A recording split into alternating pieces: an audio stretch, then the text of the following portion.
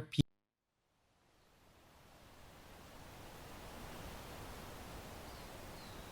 Do you know how stained glass is made? The process of creating the glass itself and the variety of wondrous colors needed for a project is a painstakingly delicate process in and of itself. As sand and potash, heated at nearly 3,000 degrees, are mixed with any number of metallic oxides to produce a vibrant sheen. From there, though, the design begins. A blueprint is laid before an artisan, usually called a cartoon, funnily enough.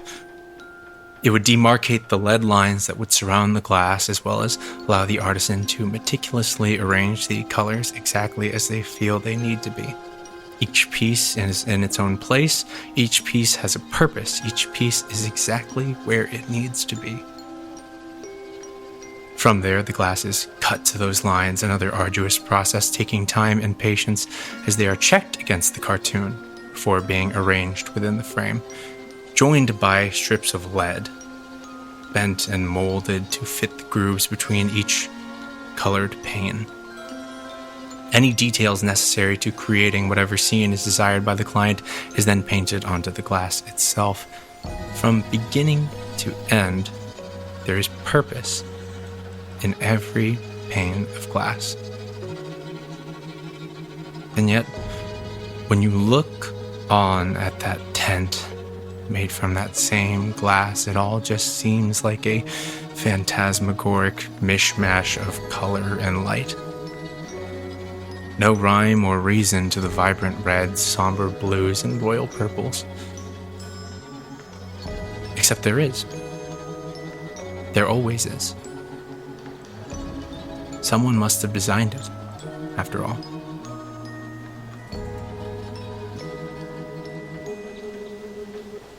Two puppeted pixies descend from encircling the tops of the tent. Their wings shimmer as they giggle to themselves, the wood clacking and clattering as it grips part of the entrance, the other following in suit. Solid at first, then bending to their touch as though it were cloth, they part the entrance for you.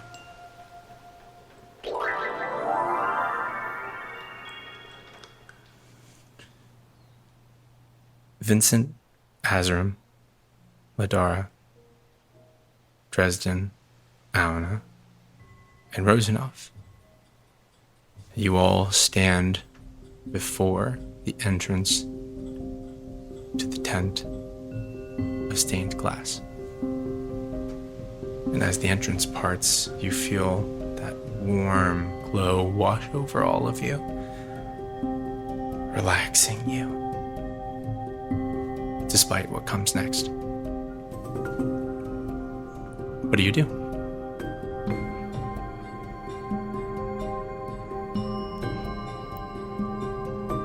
I guess this is it.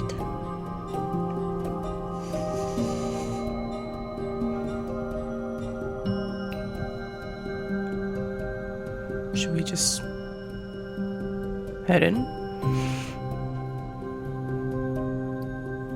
We've gotten this far.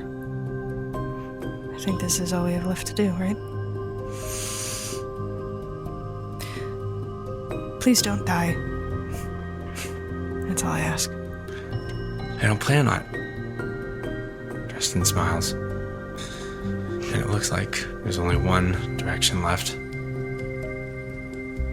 Looking onward. Rosanov clutches her bag tightly to her side. Doesn't say a word, just waits for all of you. We're all ready. Ready as I'll ever be. Now his eyes are fixed ahead. Let's go.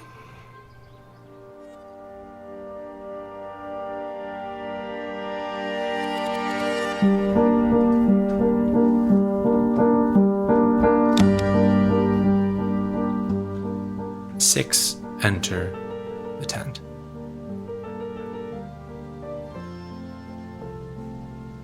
Their motivations scattered, stemming from various thoughts and influences all throughout the city of Lunastra, all throughout the Witchwood Market.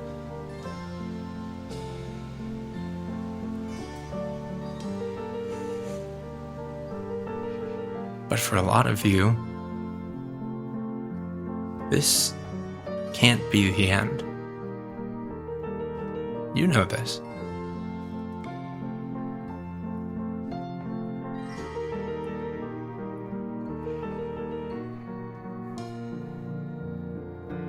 None of them enter with the intention of dying.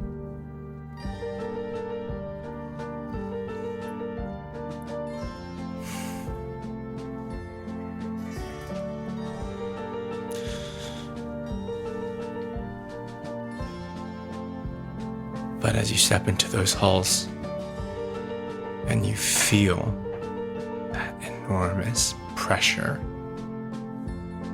from the far end, the possibility lingers above each of you. This is not where your story is meant to end. But the fear still holds you that it may be.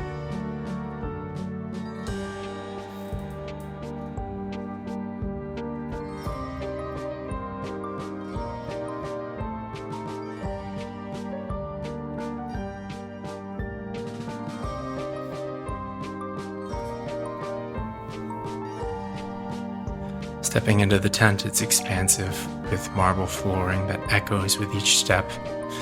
Hundreds of masks decorate the walls and pillars across this place, and you can see that going all the way down the sides of this long cathedral-like tent and sort of surrounding the areas, you can see stands like that of the original circus tent that you had fought your way through to get into here.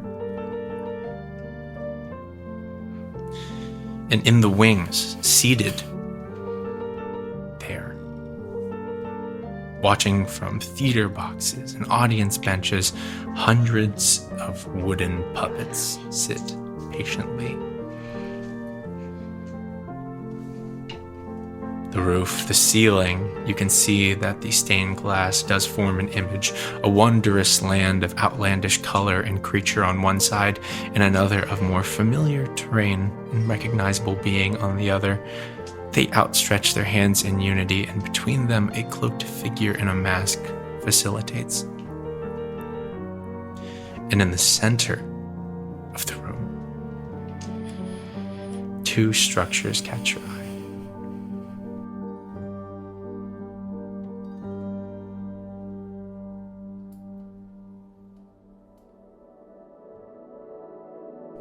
A cage of thick stained glass that rises like a pillar towards the ceiling, and from within it you can see clearly an enormous shard of jagged pale stone that levitates in the center, radiating out projections of color across the white marble. And in front of it, there sits a throne, one of twisted purple wood and chromatic ornament, and in that throne sits a doll. Who is it? This porcelain doll is quite different from the statues you've interfaced with before, wearing a neat dress and decorated with jewelry, yet across its face there sits the same jester's mask. Smiling widely, unblinking, unmoving.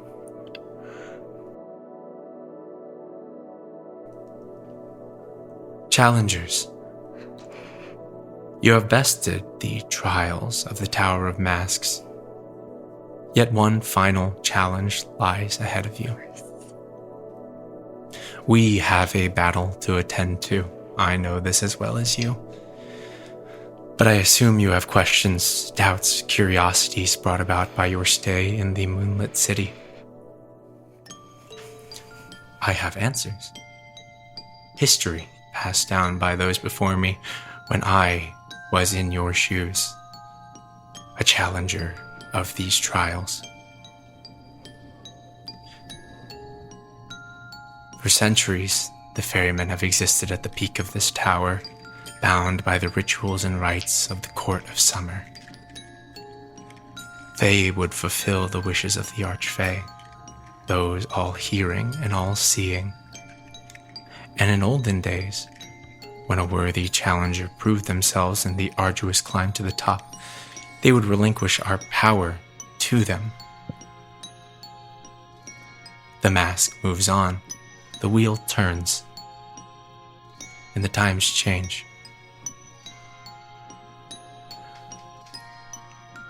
But the Archfey cannot hear nor see us.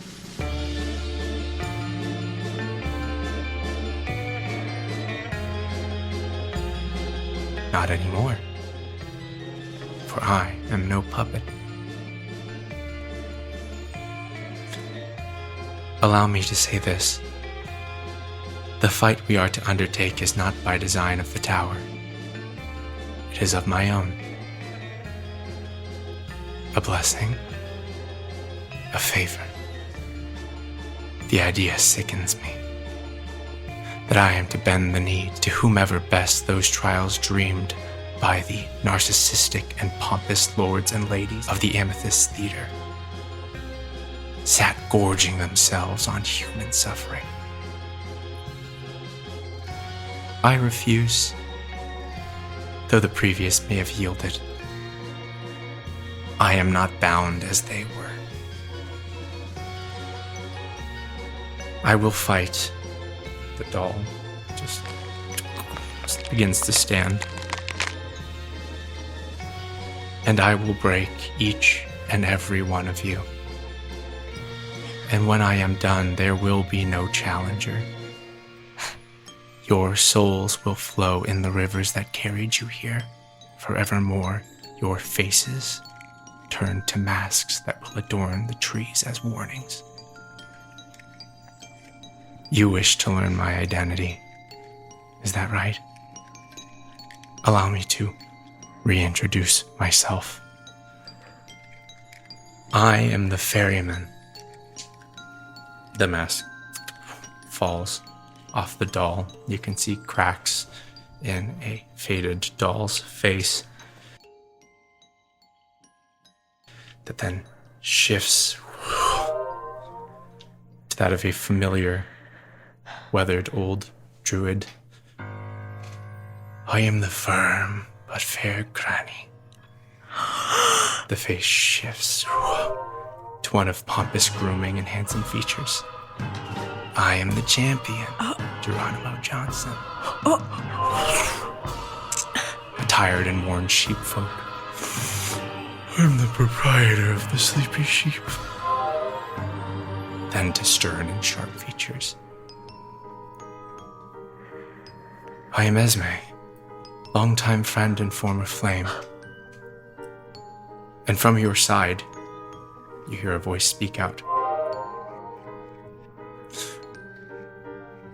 I am your longtime companion, slave to Garrick Landstone, Dresden Dalier. He blinks his eyes and looks around for a moment in confusion.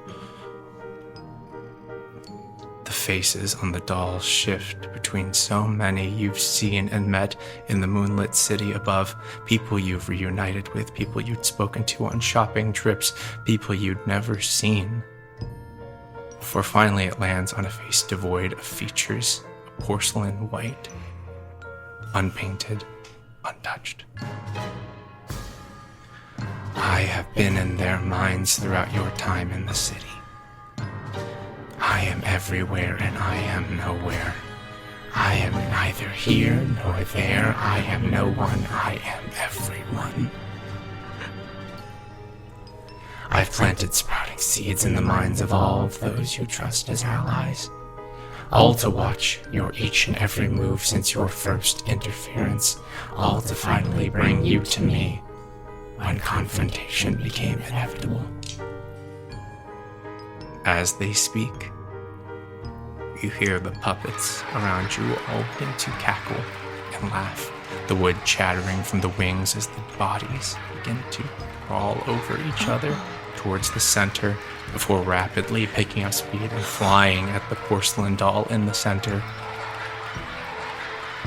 The puppets consume them, the bodies piling on and on, building and growing into a mass of vibrant, colored, and wooden bodies. But the voice continues, distorted, louder. Since you arrived, there was never a chance. The end was already written. My strings have already pulled you into my arms. A shape begins to form. An enormous creature of multiple snake-like heads built from the bodies of broken puppets. A hydra of silver strings and smiling faces, all laughing in horrid harmony. The voice of the ferryman is deafening now as multiple voices speak in unison. Come, my weary puppets. Let us end our little game.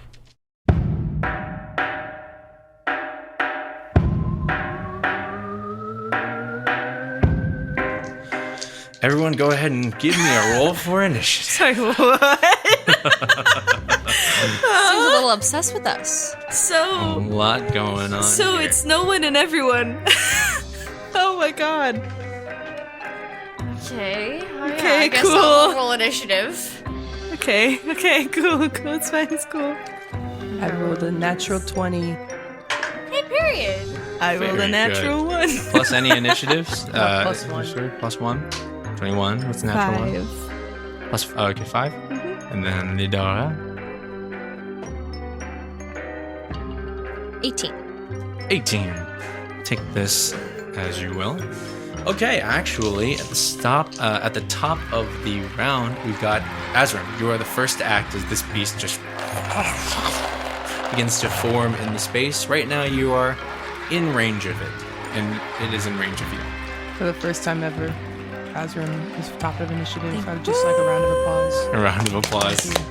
Great job. Thank Very you, excited to thank see you what guys. he's got Thank going you. on. Now what is he gonna do? Yeah, I don't know. No time for chit I chat. talked to him. I'm like, Hey, so actually we're here to discuss anyways, things. I'm not really in the mood to fight right now. Would you like some tea? Actually, we could can we maybe talk about discuss this over a nice cup of tea. Please. I would like to just go ahead and just try casting 3 bolts of Eldritch Blast at that bitch. Go ahead. You and said it has make 3 your heads. rolls. Does it have 3 heads? Did I make that up? It currently has 3 heads right now. But, Right now. Yeah. Okay, and let me shoot So one at each head.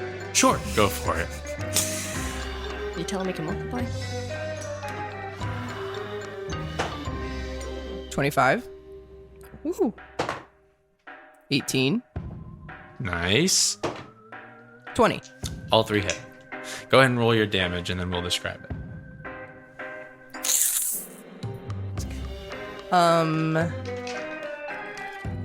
34 points of damage. 34 points of damage in totality.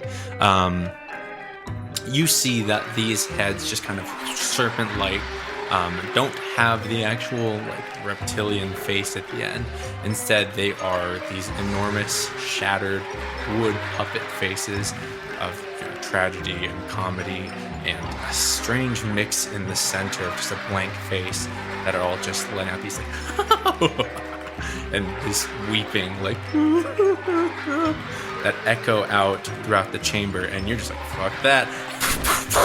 I launched 3 Eldritch Blasts out, doing, was it 34 damage? Yep.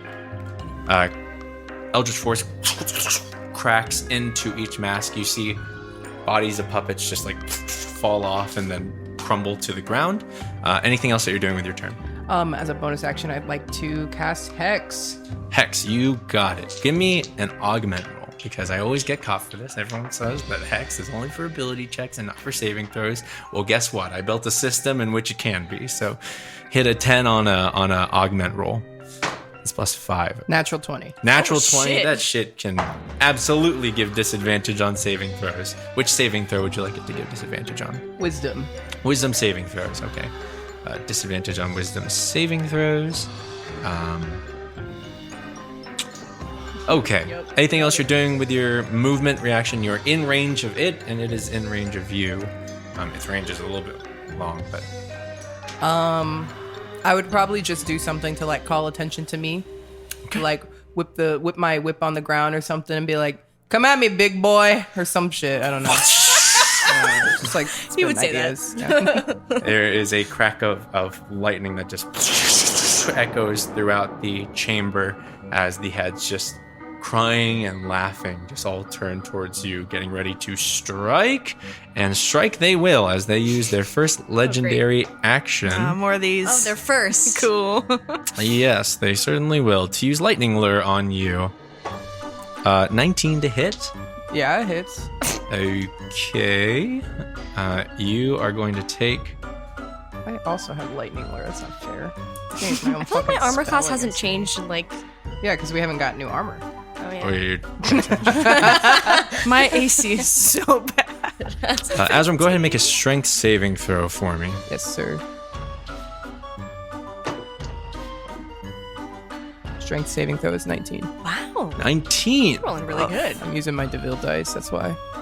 Pretty good. Is that enough? Is it? I wrote it down somewhere. It is not. As the way that this lightning lure works is as soon as you whip out, you see the heads, their mouths just kind of crack open and silver string just pulls and wraps around you. You feel it cut into your skin and then pull you into melee range with it as you are now right next to the body of this. As you see a multitude of small wooden hands all reaching out towards you, you take 37 points of damage. Damn. Damn, that's a lot. It is a lot of damage. That is the first legendary action. Rosanov is up next. Rosanov, looking at this, is to her bag and looking around and says, I need to make sure this will work. Just, I'm going to hide and measure the arcane levels in the area. I need to make sure that this isn't going to just give it more power. I need to make sure it's near its limit. It's going to take some time. She ducks and hides behind a pillar in the room, and she begins to ritual cast something. It's going to take not 10 minutes in this case, but it's going to take a few rounds for her to fully discern if this plan would if pineapple will work. Operation Pineapple. So that's her turn. Ladara, that's you. Shit. Okay. Azram is currently pulled close to this creature, and the wooden hands are reaching to kind of grab at him. Okay.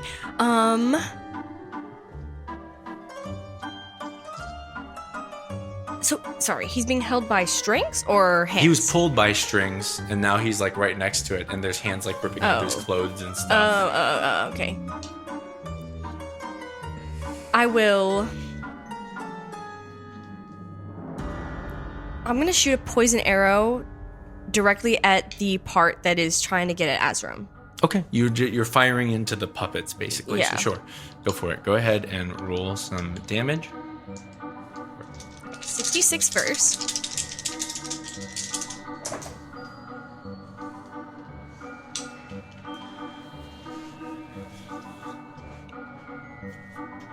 Okay, someone keep the number 19. 19. Plus 8. Whoa. Plus 7. 7, 26. We'll add the 4 in there for your dexterity, so let's just put right now 31. And 2d10. Plus 9. Plus 9. 31. Wow. That's 31 plus 9. So. Yeah, plus 4 again. So. We're going to run up to 40. I think that is with everything. Because it is non-magical.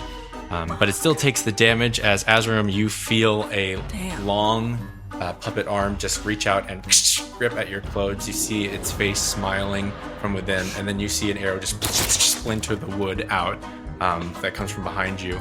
As nothing has grabbed onto you yet.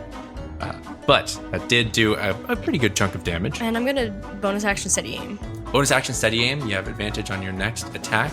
Any movement? Are you hiding? Are you? I'm gonna run to like the other side of it, just to like get Sure. just get around it, kind of. Okay, yeah, you are able to make your way around it. You're still in range of it, but now it's kind of fighting on two fronts, as it has to face in front and then behind it.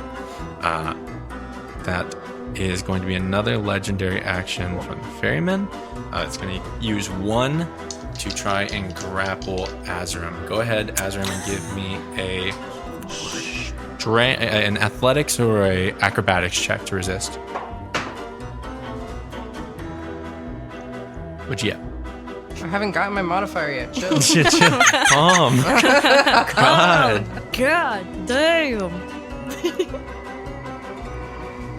16.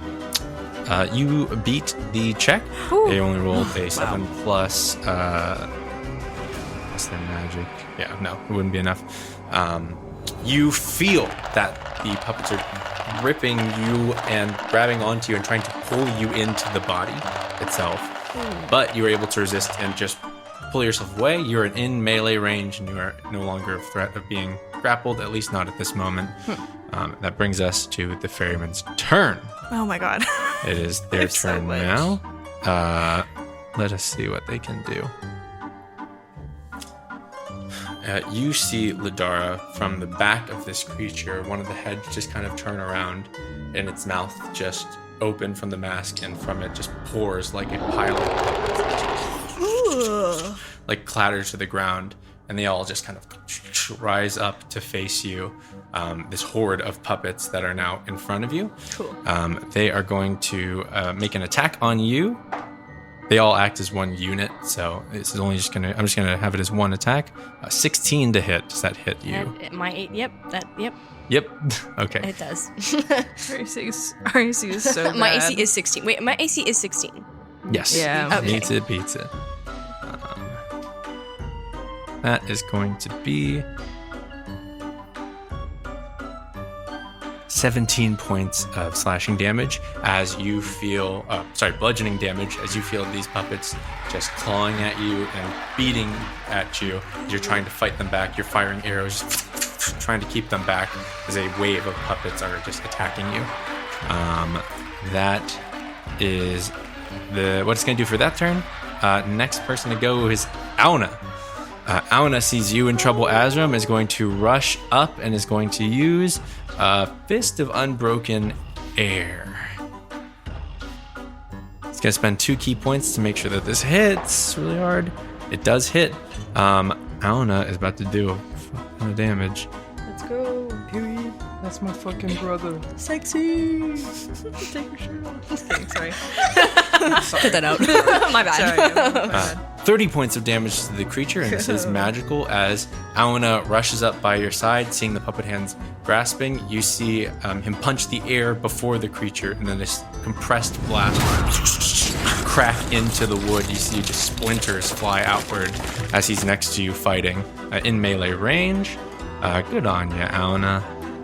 Good job. Good job for you, Auna. You're doing 30 points great, of buddy good boy. magical bludgeoning damage. Dresden is you.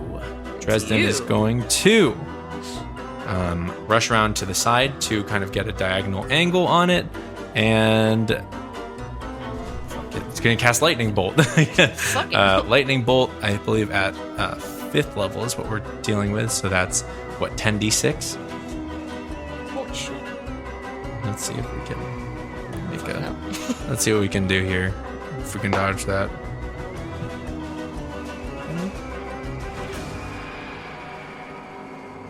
Nope, that's not going to dodge it. The creature takes 28 points of lightning damage as chromatic lightning blasts through, and you see puppets fly out the other end of the wound. Vincent, that is you.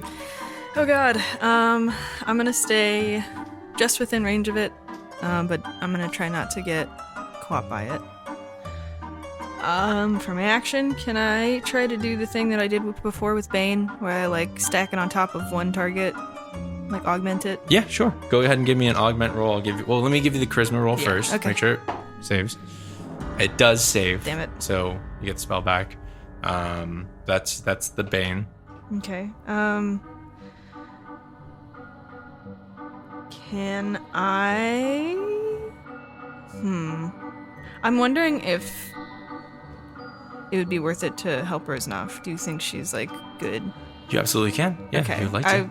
Maybe I can go over to her and try to speed it up with an Arcana roll or something. I don't know. Yeah, you rush over to Rosanov, who is currently casting, trying to measure the arcane levels in the room and trying to figure out how much arcane it's going to take to overload this creature.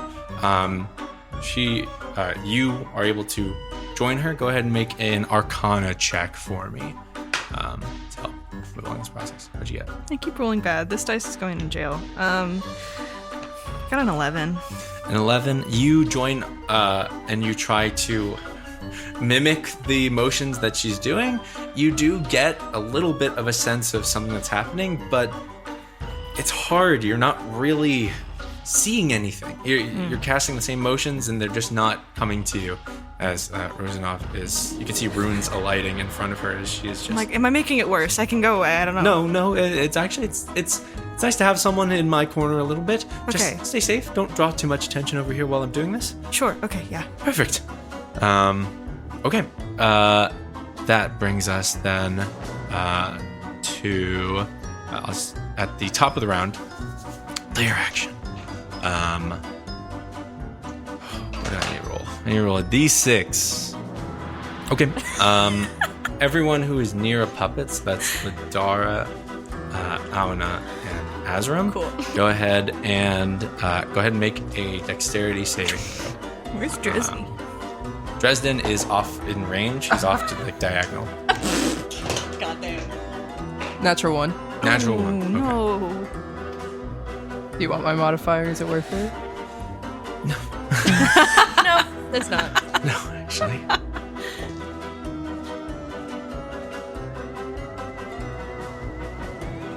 +13 +8. 13 plus 8, 21. You resist this. Okay, and then Auna fails. Auna and Azram, as you both are fighting back the puppets, you feel just this outburst of strings just wrap around both of you and constrict your limbs to your body. You're both considered restrained for this round. No. So you have disadvantage on a plethora of things. So many On things. just Just so like many things. almost I can't everything even at this point. list them. He's like, don't worry. When you do something, I'll tell you. I will I'll be like, tell nope, you. nope, can't do that. Disadvantage. Nope, can't do that. You can still do it, but Azram, that is your turn. Azram is going to, while he's restrained, try to cast Phantasmal Killer. Let's go. Phantasmal Killer. Oh my my goodness. Great one. Sure. That is what, an intelligence check? A Wisdom save. A wisdom save, and disadvantage on wisdom saves. So, okay. There we go. Disadvantage there. What's your spell save? 18. 17. Ooh. Fails. What is Phantasmal Killer gonna do? He's going to tap into the nightmares of a creature within range and create an illusory manifestation of its deepest fears, only if visible to the creature. On a failed save, the target must make a wisdom saving throw. On a failed save, sorry, I read that sentence twice. On a failed save, the target becomes frightened for the duration. At the end of each of the target's turns before the spell ends, the target must succeed a wisdom saving throw or take 5d10 psychic damage. Wow. Oh, shit. Okay. What are their let me their see. worst Does it fears? even have a fear? Yeah, right? Spiders. It's actually babies. It's the dark. Yeah, swimming. All right, perfect. You, as you are tied up and you can still cast spells in this state, you're able to kind of press your hand into the puppet and then pulse this energy just that rockets through the body and hits a source. There's something in there that it attaches to. You're not sure what this creature sees, but you see that for a second the body just kind of all shakes at once, just like a grrr of clattering of wood, as the heads just kind of increase in pitch in laughter and sadness. Anything else you're doing with your turn? Bonus action. Can I cast Hexblade's Curse at it? Hexblade's Curse? Yeah, absolutely. Yeah. I'm going to drop Hex, cast Hexblade's Curse. lightning courses through the puppets and binds it in a curse. Just remind me on your turn when you use your attacks when that kicks in. Rosenal's making a check. Since you're there, I'll give her advantage on this. Woohoo! Okay, that's a success for the first check. Yeah. Clock advances. Rosenov is beginning to see the matrix, see the arcane energy in the room and get a read on it. You see that she kind of peeks around the corner and makes like a little target with her hands and puts it in the center and just kind of expands as you see a rune. And just looking through it a little bit, you can see that there are just this sort of crystalline, this glowing like crystalline dust in the air, just like sparkles, like starlight that's around it. And they're all very condensed near it, and they're all like shimmering and shaking, all like tied to this creature. Vincent is fascinated. You can see her like counting on her breath. Carry the 5, nominated for 2, and then making her way through. Okay, that's one success. Ladara, that is you. You are currently like right in front of a horde of puppets that are trying to attack you right now. I can see that Azram and Auna are like tied up right now. Kind of. You can hear it and you can kind of sense that that's what's happening, but you're on the other side of the creature and it's huge. So you're but I'm all alone on this side. Yes. Okay, so she's probably gonna kind of panic just a little bit and like, oh, okay, just breathe. But did Astrid tell you? All right, and she reaches her hand out and is gonna cast poison spray. Okay, perfect. Go ahead, roll me for this. Usually I would roll a Constitution save. In this case, I would like you to roll me like a spell attack roll. So that's D20 plus your Wisdom plus proficiency. 16 on this Horde of Puppets does work. I was having you roll an impromptu augment check, as you would have realized that these things probably can't be poisoned. They can probably be corroded, as you're able to quickly twist the spell and acid just this acidic gas begins to tear through the puppets. This horde is down. Like it does a lot of damage, but it doesn't have a lot of health. So you see the wood just corrode and then collapse. As you can see, like these burnt and corroded puppets just still like on the ground. Okay, that's your action. Any bonus action or movement? Oh, I literally bonus action steady aim and I didn't use it, but it's because Totally fine. It's still there. Yeah, it'll just stay there.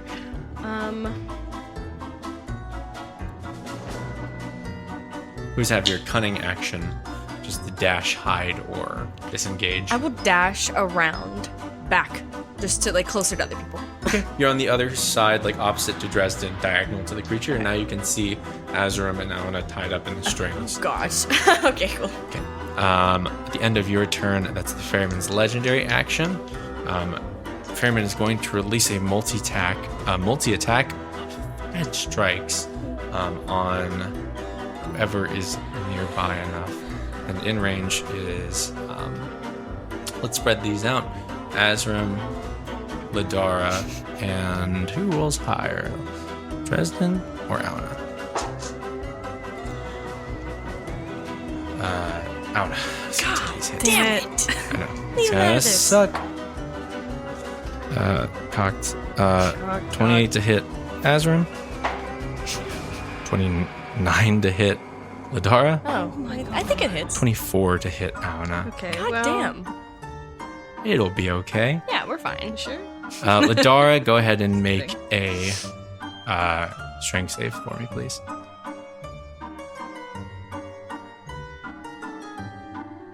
That's not too much damage. Spoke too soon. 20 points of damage to everyone. But I have to make a strength save. Yes. Okay. Okay. What'd you get? 4 minus 1. No. It's a 3.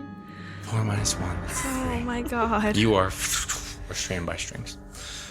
No, sorry, grappled by strings. Okay. My bad. Bringing it to its turn. Oh, no. Everyone who is currently restrained or grappled by strings, go ahead and make a Constitution saving throw for me, please. 16. Okay, duly noted.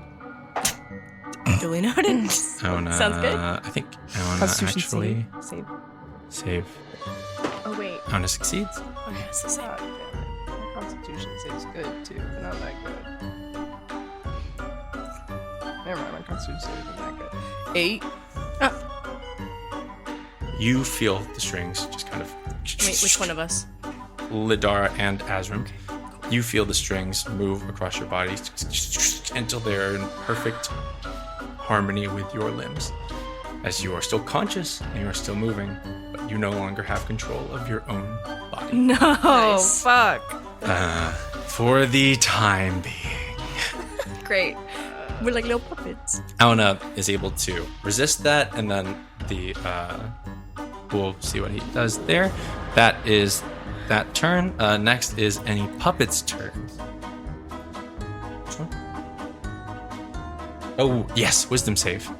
With not disadvantage, just regular. I believe that does fail though, so it does take 5d10. Nice. It has one killer. Needing any Do you want d10s? 10? Yes. So we'll still take a good amount of damage. 32 points of psychic damage. 32 Let's points go. of psychic damage. Oh my goodness. Get in there. Yeah. You feel the body shake again, and you hear like a scream like from inside, just this muffled like from deep within the puppet body. Nice. As the creatures, various heads swivel around in pain, and then turn. You see sprouting from their bodies these little hands that just are holding onto the strings that attach to Azrim and Lidara. You see these little hands just emerge from the snake-like bodies of the masked heads, and then you see attached to them little strings that are just... As you see Azrim and Lidara, your bodies are completely rebelling against you. Your minds are completely present. Auna is going to look and see this. Not entirely sure what the best... like, what are we doing? Not entirely sure what the best course of action is. You see Auna pull quarterstaff, and then sort of leap off the ground, and then slam it down on the head of one of them, casting Shatter in that vicinity. Although he does leave an enemy's range of attack, that enemy being Azrim. Azrim, if you could go ahead and make a melee attack on Auna, and whatever melee attack you have, whether it's a dagger, a sword, your whip. That is so tragic. Sick and twisted. Not his brother. Should I just one attack? One attack. 24 to hit. 24 hits. Oh, Roll your damage. No! It's D6. D4. Oh, D4 plus 6. Real bad. 8. 8 points of damage to Auna as he leaps up, and you, without being able to control your body, your arm reaches for the whip and just cracks it upward and strikes Auna in the back. He looks down at you in confusion as he pulls his staff and then cracks down on top of the creature. The creature does take the full damage, however, he didn't roll too well, so he takes 5 damage. Well, that's Auna's turn. Auna is currently in the air above this creature. We'll just leave it at that. He's just sitting up there. Dresden sees all of you and what's happening and doesn't fully know what to do. Dresden's going to run up to Azrim, and seeing that there are more hands reaching for you and grabbing towards you and that you're in a pretty bad spot, is going to grab onto you and cast Thunder Step and try and teleport you to the other end. They're magical strings, so he's not just going to Swiss cheese you. I'm just telling you this, speaking this out loud to myself. So, yeah, it'll be fine. Let me go ahead and... first of all, you're going to resist this, so I need you to make like a... I think it's like a dex save? Or strength save, sorry. Strength save is 13. Doesn't save, as you are grabbed by Dresden, who says, "We're gonna get you out of here. All right, you're a little too close." And are launched across to the other end of the room, near where Vincent and Rosanov are. The creature does take 3d10 damage as this happens. Nice. 15 points of damage. Great job. Well, I guess it is a Constitution save. 7 points of damage. Still good. Okay. That is Dresden's turn. Vincent, it's you. You see Dresden and Adjnor appear there, and you see Adjnor's arms are still held by these silver strings that are connected to the creature. What do you do? Who is everybody hurt? Are y'all hurting bad? Or are you fine? I'm probably fine for now. I am Okay. hurt, but I still have like 60 something hit points. So Okay, just don't go yeah. too far out of reach. I'm not that bad. And that'll be fine. Okay. Then I don't know. God, what do I do? How's Rosanov coming along? Rosanov is working as best as she can. She looks like she can have this done fairly soon. Okay. So I'm gonna use True Seeing. And I'm gonna take a little bottle of ointment. I take and I rub it on my eyes, and then Things a little. zing. Your eyes alight as you look and see around the room. You are having trouble picking up on the same things that Rosanov is seeing. You don't really see any of those little starlight things, since you don't really know how it works, or whether that's kept in the ethereal plane or whichever. But with True Seeing, you do see that at the core, there is that porcelain doll's body deep within the puppets there. You also see that there are these strings that are attached to Azram and such. You can see those strings not pushing their way into Azram's body physically, but you see them tying knots to something deeper in Azram and Ladara. As time goes on, the strings themselves are beginning to burrow into who knows their soul. No, you're still connected to the strings. Oh, I'm just far away. You're just far away from the creature, That's not good. but something is starting to make a connection with something deep within your friends. Can I there. tell if those are magical strings? These are magical strings. Not made of anything specific. They're physically this metal string material, but the way they're acting are magical because they're moving on their own and they're burrowing. Well, I guess that's my action. Okay. And then my bonus action, I guess I will give some bardic inspiration to somebody who wants it. Azram, you're close by. Azram, Well, I'll boost. I mean, D10 to Azram. Cool. Yeah, you got a little bardic inspiration. Hey, top of the round. That's Azram's turn. Azram, Can I? Well, I'm gonna tell you, aim for the center. That's where it's weakest.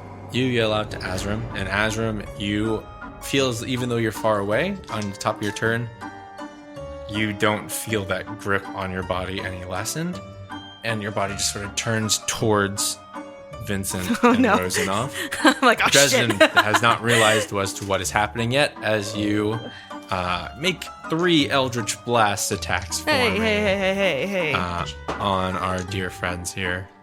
Can I counterspell that? You can if you'd want. Can I count? Is it all of them or? It would get all of them, yeah. Yeah, I want to do that. I want to counterspell that. You fire 3 Eldritch Blasts. You raise up a shield of smoke and runes that just absorb all 3 of them, as Azram is looking at you in this sort of bewildered confusion as his body is moving without his... I'm like, hey, whoa, hey there, watch it, bud. What are you doing? You can talk and you can see that this is not what you want to do, but you are being possessed Maybe it currently. is. Then at the end of this, go ahead and make a Constitution saving throw. Basically, what I want to do is, that thing that I can do where I can see through someone else's eyes. Yeah, you I can. wanted to. When I was still close to it, my plan was to try to see if I can augment it to see through its eyes, to see where the core of this is and what it's seeing. Interesting. but I want to see through like the ferryman's eyes was my goal. Okay, yeah, this is an Arcana check. As you are trying to push your way, this is a little bit less into like warlock magic, and it's more about manipulating other people's magic. It's a very strange check, but if you roll high enough, you could get to the source. It's just going to take a couple rolls. So go ahead and roll your Arcana check and then a Constitution saving throw at the end of your turn.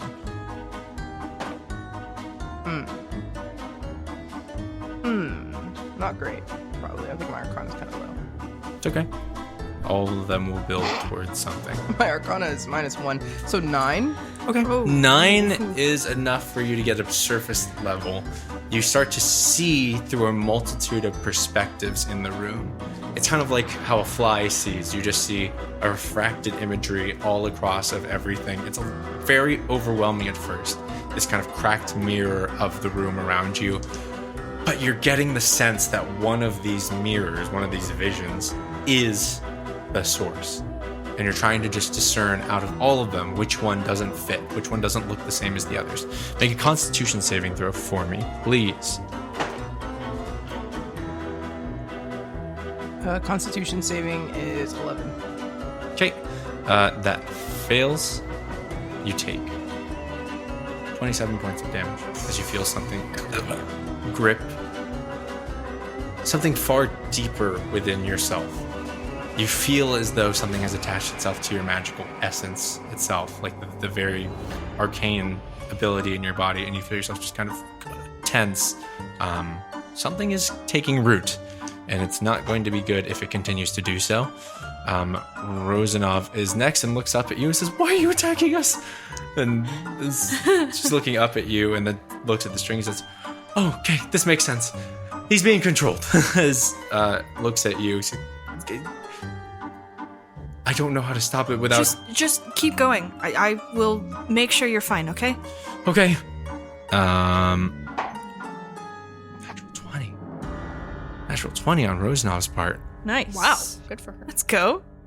You see her turn her attention back towards the creature and say, "Okay, arcane density is enough. Pineapple will work. You sure? We just need to get everyone out of range.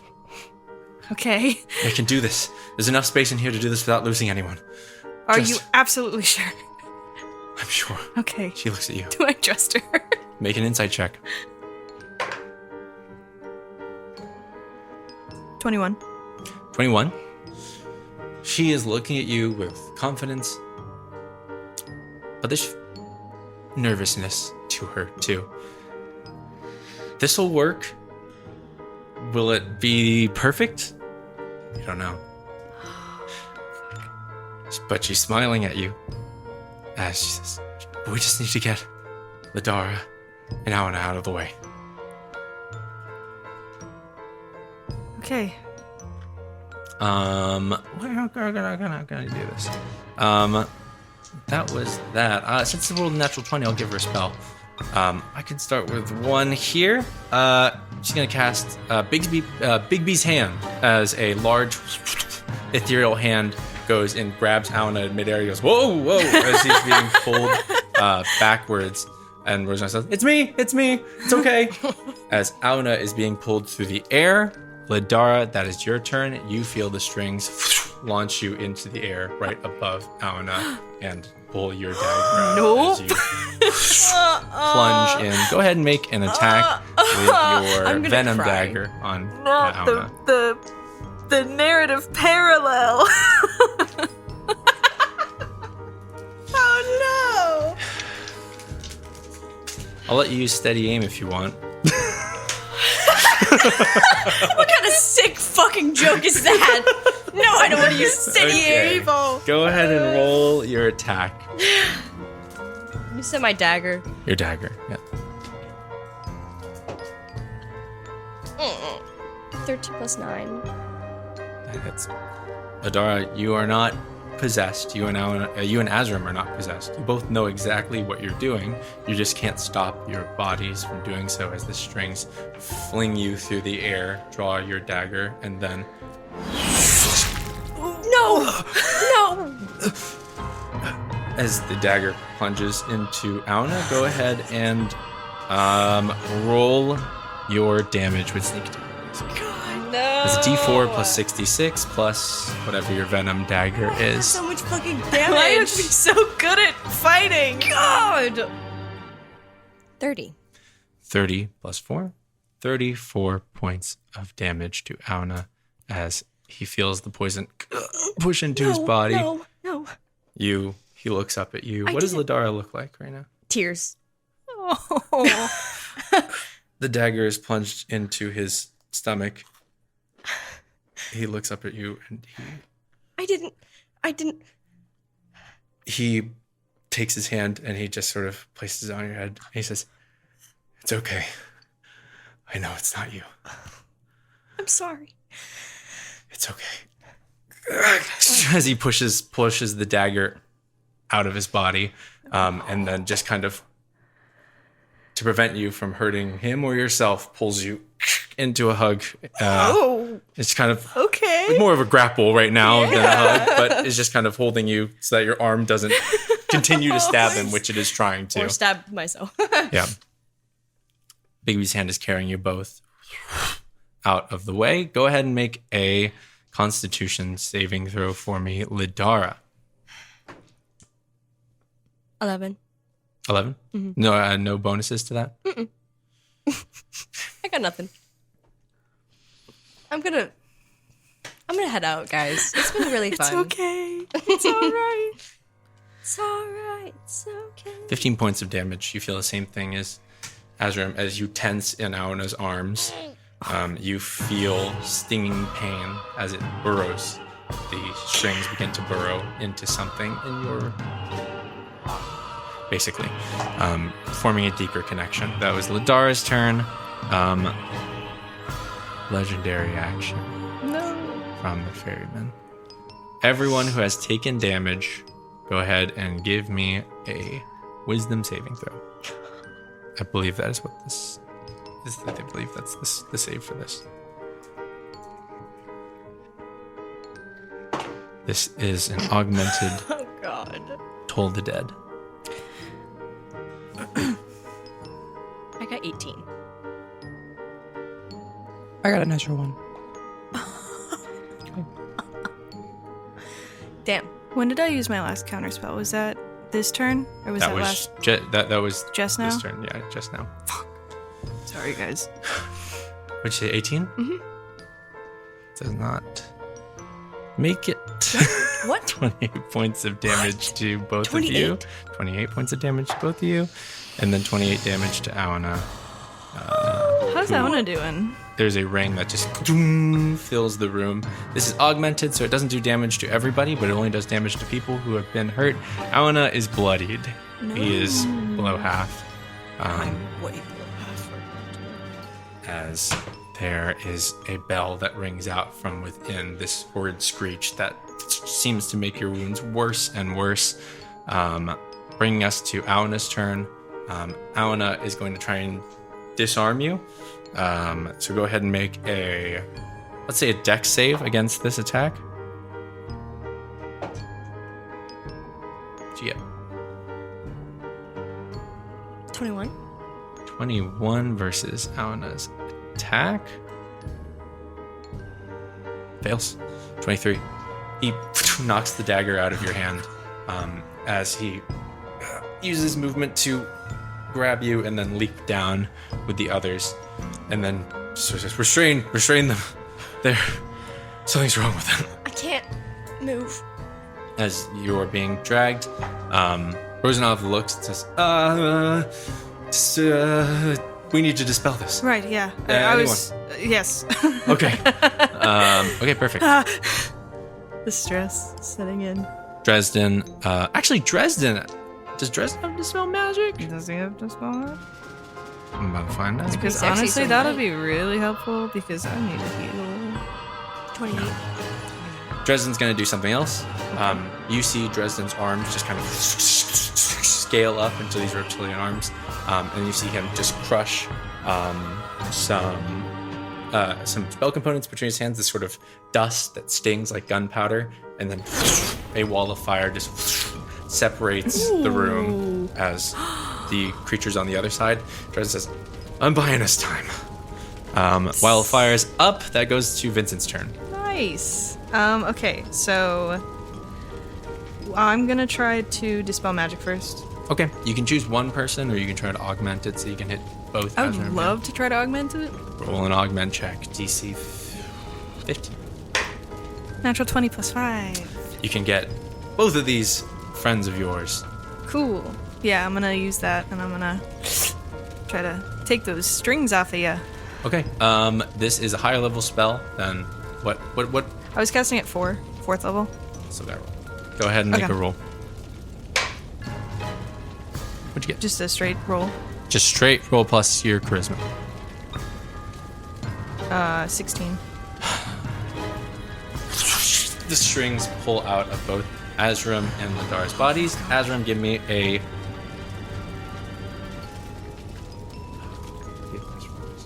I'll let you use your charisma modifier with Arcana. So, Arcana plus 5. So I guess plus 4. D20 plus 4 for me. Natural 20? Nice. Natural 20. Yeah. You want to see it? There it is. Glittering gold. We will get to that in just a moment Bonus here. action is just going to be another bardic inspiration for Auna this time. Sure. Yeah, absolutely. Auna has a bardic inspiration. There's a moment of time. The wall of fire has gone up. Both of you, as the strings leave you, you are quickly trying to use the boons that you were given by the mistress to discern where and which of these don't look right. And there's a split second at the end where you're able to catch something. We're going to go through the initiative order. You're going to have another chance to do this. But to really discern it, because it was kind of a Hail Mary to figure out just through that, because there's like hundreds of eyes. You were able to catch one. As we go through here, now that you are all freed, Rosenov looks.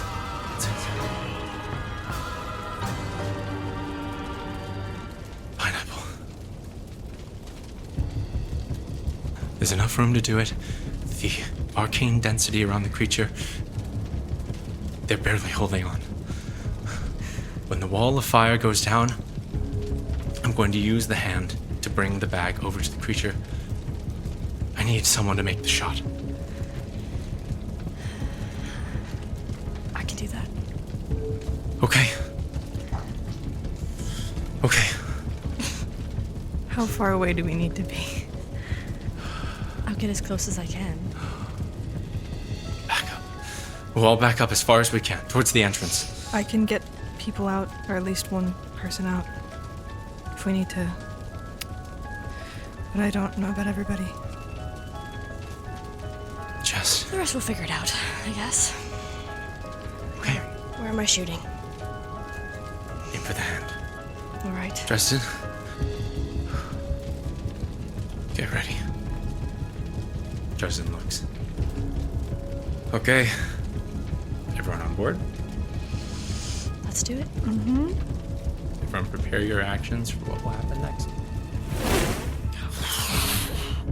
The wall of fire goes down. That's where we'll take a break.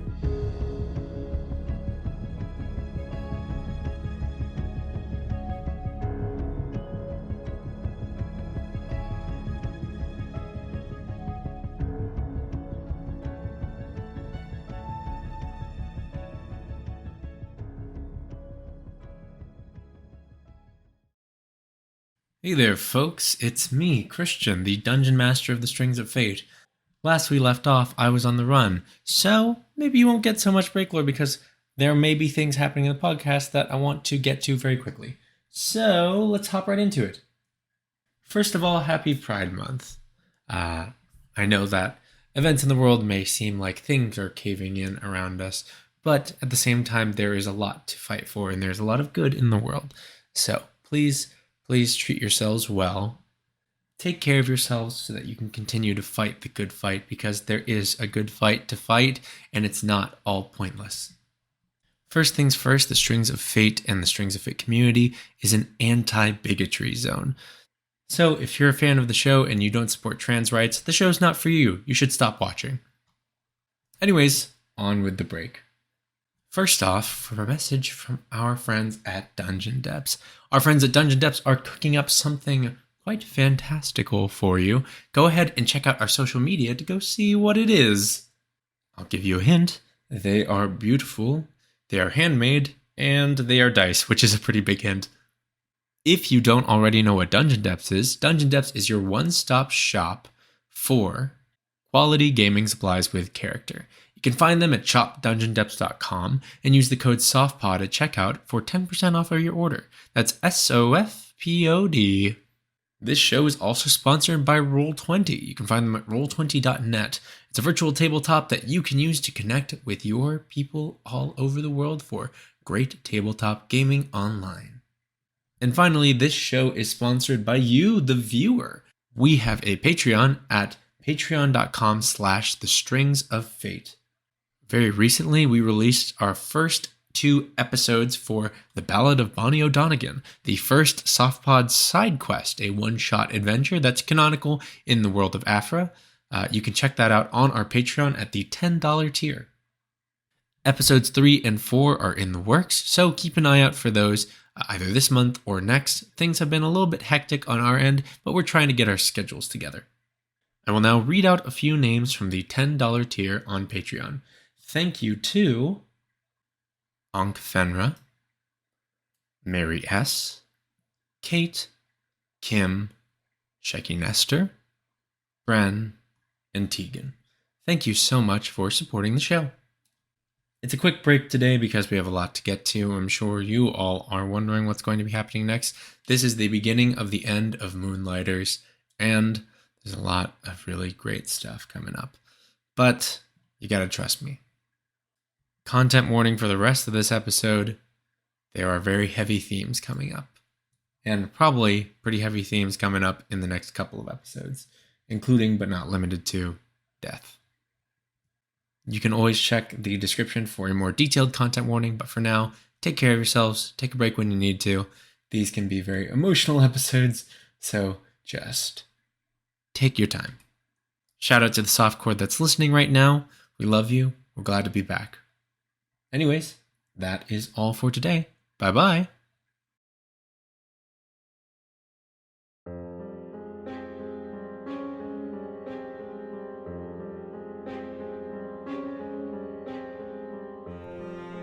The plan is set. Bigby's hand drifts over towards the creature, writhing in flame, sending its various strings and puppeted heads out to strike out at all of you, barely bloodied by your attacks.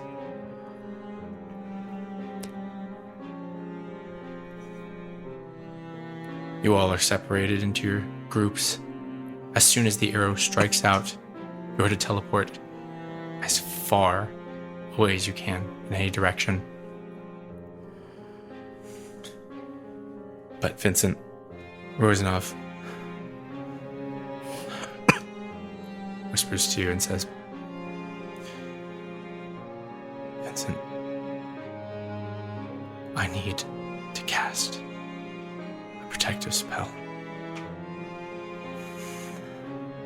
The explosion that's going to result from this, if I don't do it, no matter how far they teleport, it will evaporate us.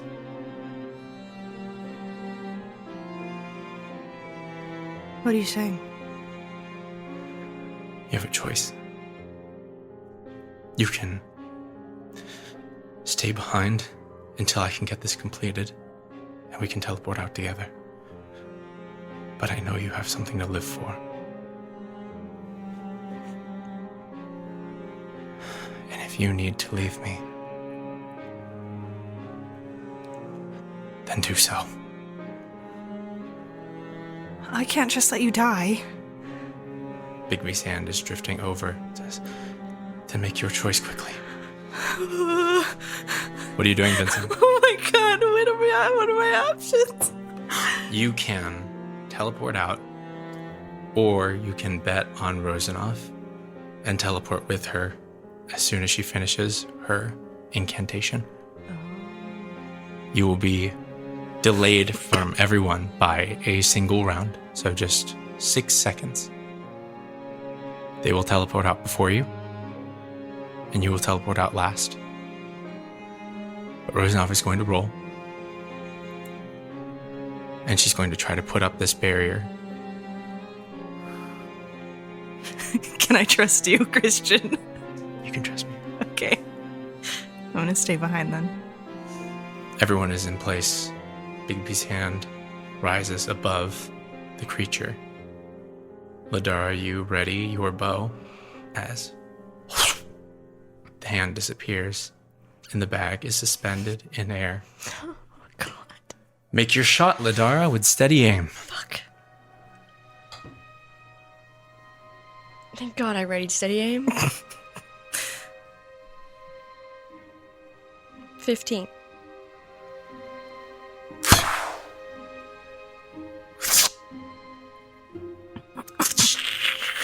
Fabric is torn, and you wonder if it's enough before there is a sprinkling of blue gems, the symbol to leave, as Dresden grabs onto you and thunder steps as far outward as he can away from the tent.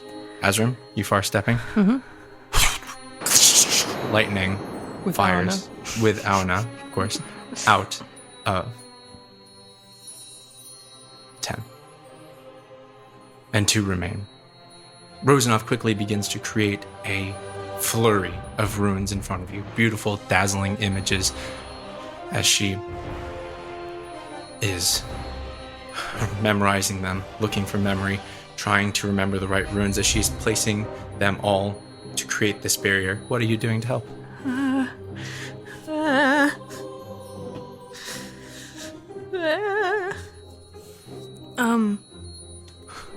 Can I don't know how to help. I mean, I can try to use like the help action and like help with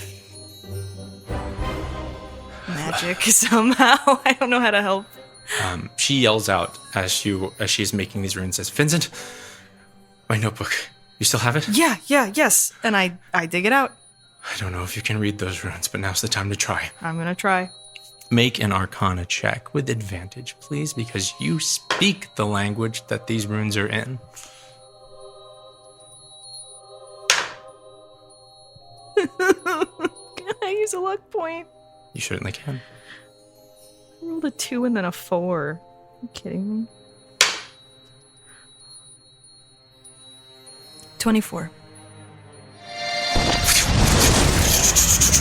There is a wall that just takes up the entire space, splitting the stained glass above in this blue, vibrant light of runes. As you are reading out, you see these kind of crystalline projections of pastel runes reinforcing that wall as Rosanov stands there. Turns to you. Ready? Yeah. She looks at you. You feel this warmth as you are able to read each of these runes that completely overtakes you. You see the crystals begin to scatter atop the creature. You see them be absorbed into the puppets. You see the puppets screeching and screaming, the whole body shaking as they begin to fire outward as light from the inside, from the source of at least this creature, just into this massive explosion oncoming. What are you doing? Is the barrier up? Are we good? Barrier's up. Okay, I'm gonna grab Rosanov by the arm, and I'm gonna try to get out of there. That dimension door out. I'm going to narrate what happens next, as there are many things that happen all at once, starting with Azrim. Your mind is pounding as you are still seeing the vibrant images left by the multitude of visions, trying to discern which is which, where is the source, Some of them buried deep beneath wood, seeing these horrible twisting eyes and limbs, all just moving and laughing and cackling. But there was one that stood out to you. And with a natural 20, there was a very specific reason as to why. There was only one line of sight that was from outside the wall of fire. You both appear outside. Vincent, you step through the dimension door, Rosanov's arm in yours. She looks back at the barrier, then to you. You feel the warmth of the journal and the runes, those meant to fight off Fey presence. And you hear words in your ears. For what it's worth, I meant everything I said to you.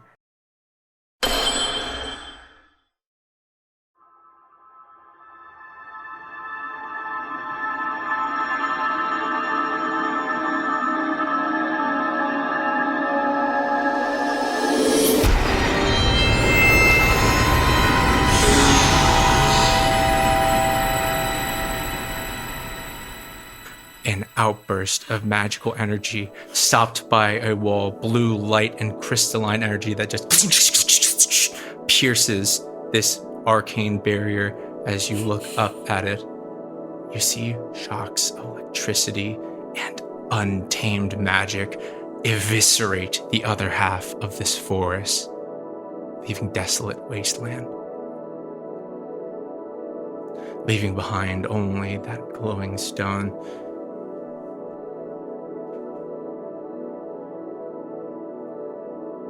And a few seconds later, you hear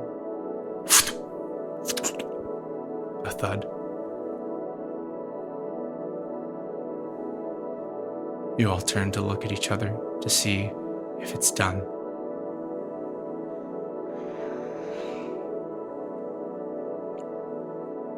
And you turn to Rosanov, standing over Vincent's body. In her hand dangles a gold necklace inlaid with a beautiful cracked ruby. She is shaking, her body racked with sobs as tears fall over a lifeless tiefling.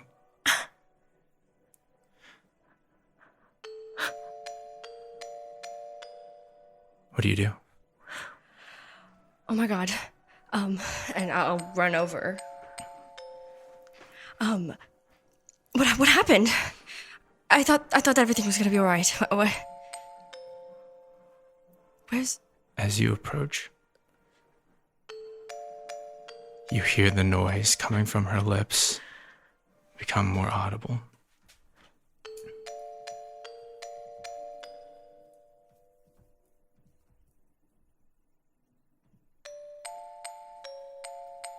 It's sobbing.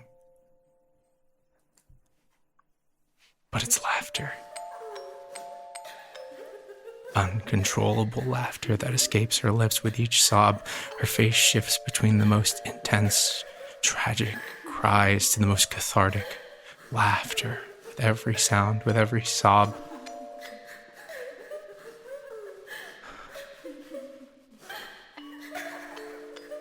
I did it.